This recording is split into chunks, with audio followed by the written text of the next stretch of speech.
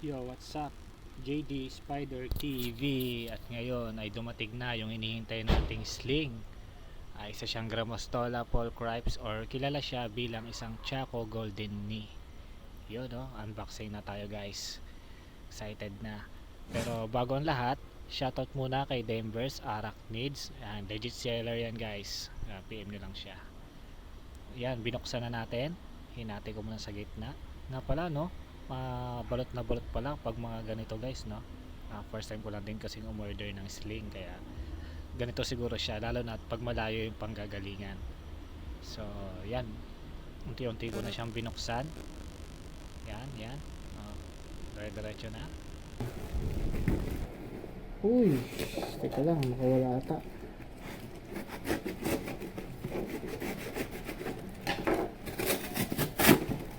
Ayun, uy. Tingnan natin. Aba, may ano na oh. May kokopit na, tsaka moss. So, ang daming kokopit. Ito na yun siguro yung previous na binigay niya. Tapos, ano to? Ayun no? Oh.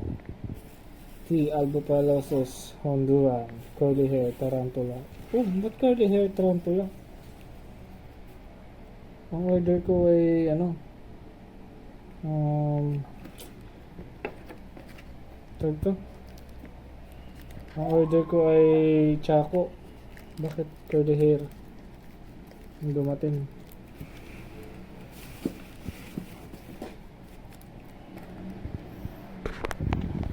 So ayan, guys, no? Kinonfirm natin kay seller kung mali ba talaga ng deliver or nagkamali lang siya ng tagging.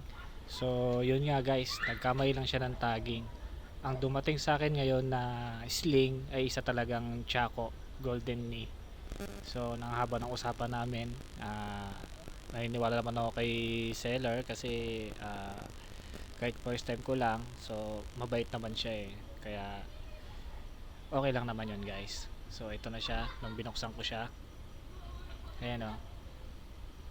Yan siya. So kinonfirm ko yan sa kanya. Pinakita ko sa kanya kung yan ba talaga yung Golden Knee. So ang sabi naman niya na yan talaga siya. Tapos dito ginawa na muna natin siya ng kanyang tirahan. So may libre naman siyang kokopit, kaya hindi ko na kailangan bumili. Nilagyan ko lang yung maliit na itong bilog na to. Ano rin yan, previous niya rin yan, guys. Kapag umorder kayo sa kanya, may kasama ng ganyan. So kaya PM niya lang siya. Tapos yan na, guys, oh. Konti lang, ito yung sakto lang para sa kanya. Tapos dito na ilalabas na natin siya para mailipat na natin siya sa bago niyang sa titirahan niya. So saan na ba yun? Kinukuha ko pa yun dyan eh. So yan na, no? Lino, no, guys, to? Yan, nilalabas ko na siya dyan eh. Yan, tapos yan na siya, guys. Okay nang humusga kung Chaco ba talaga yan o curly hair. Pero tingnan mo, guys, ang tapang ko, no? Nakakahawak ako ng tarantula. Pero sling lang. Takot pa ako sa mga malalaki. Kaya beware to, guys, lalo na sa mga bata. Wag kayong hawak ng mga tarantula. Ako matapang lang ako kasi sling nga ito. Kaya maliit pa siya. Siguro di pa naman siya mangagat. Ayan, pinasok ko na siya sa kanyang bagong enclosure. Yung umangat yung puwet niya, oh. Oh, tingnan nyo, oh. Yan, dahan-dahan lang. Tapos ayun, nandun na siya sa loob. Diyan na mag-i-start ang kanyang buhay. Ayan, mag-iikot-ikot po na siya dyan, guys. Ayan. Pero ito, guys, sling care, panoorin nyo rin, Schizopelma TV.